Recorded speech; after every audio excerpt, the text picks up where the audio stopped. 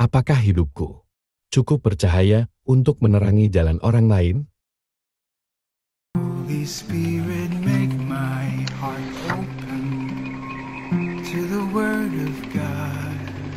Make my heart open to goodness. Make my heart open to the beauty of God every day. Amen.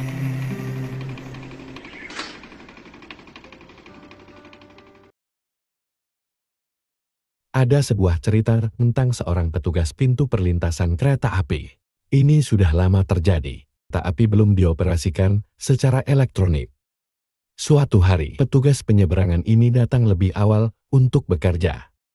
Tugasnya adalah menurunkan palang pintu pada waktu yang tepat untuk mencegah kendaraan melintasi rel, agar kereta bisa lewat dengan aman. Untuk menghabiskan waktu, dia menuangkan secangkir kopi sambil bermain solitaire. Namun kereta api belum juga tiba. Dia beralih membaca koran untuk mencari berita, sampai dia tertidur. Tiba-tiba dia terbangun dengan suara gemuruh tanah, menandakan kedatangan kereta api. Dia berlari keluar, menurunkan palang pintu, dan mulai mengibaskan lampu. Karena hari mulai gelap.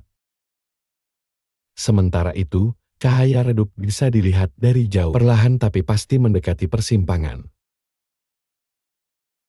Maka dia mengibaskan lampu dengan lebih kuat, agar pengemudi kendaraan yang mendekat dapat melihat lampu peringatan. Tapi kendaraan itu terus mendekat-dekat dan dekat. Itu adalah truk. Truk itu berhenti secara tiba-tiba ketika sudah dekat. Tapi sudah terlambat. Truk itu menabrak kereta api yang sedang melintas, dan terjadi bencana besar. Banyak orang yang meninggal dalam kecelakaan itu. Polisi melakukan penyelidikan. Petugas tersebut mengatakan bahwa dia berada di sana pada waktu yang tepat. Dan karena itu tidak bisa disalahkan atas kecelakaan itu. Polisi menyelidiki semua kemungkinan penyebab kecelakaan tersebut, sampai mereka menemukan penyebab sebenarnya. Lampu itu tidak berisi minyak, sehingga sebenarnya ia mengibaskan lampu tanpa cahaya. Tuhan membawa kita kepada pembaharuan, dan setelah itu dipercayakan kepada kita sebuah cahaya untuk diterangi. Dia telah menempatkan kita di tengah-tengah keluarga, di lingkungan kita, di tempat kerja dan komunitas kita. Tuhan tahu ada orang yang membutuhkan cahaya dan inspirasi. Dan tugas kita adalah bersinar dan menginspirasi. Jika kita tidak bersinar, seperti lampu petugas pintu perlintasan, maka kehadiran kita di mana kita sekarang akan berarti. Dengarkan ini. Itu berarti bencana. Tuhan telah menempatkan kita di tempat yang tepat dan di waktu yang tepat. Tidak bersinar berarti membiarkan orang lain terjatuh.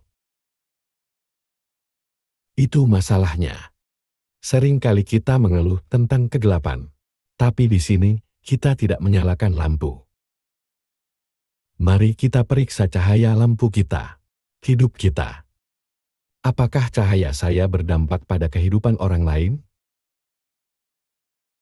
Ingat, cahaya yang dipertahankan untuk diri sendiri merupakan kegelapan. Apakah saya menginspirasi keluarga saya sendiri, di tempat kerja saya, dan orang-orang di sekitar saya? Apakah hidupku cukup terang untuk menerangi jalan orang lain? Cukup terang untuk diteruskan ke generasi berikutnya? Untuk menjalani hidup yang berarti, kita harus berkorban. Zaman sekarang membutuhkan pahlawan dan orang suci.